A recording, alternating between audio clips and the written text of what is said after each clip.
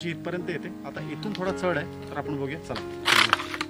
नमस्कार. गाव याच नावाने विख्यात असलेल्या तळगड्याच्या पायथ्याशी असलेल्या घातला होता. मात्र अफझलखानाच्या पराभवाची बातमी कळताच सिद्धीने हा वेळ उठवला.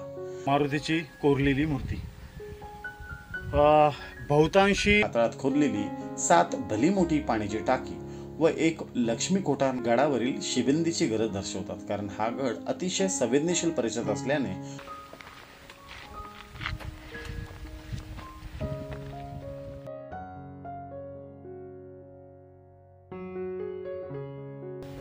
तोफ इकडे आहे, एक तोफ इथे ठेवली आहे.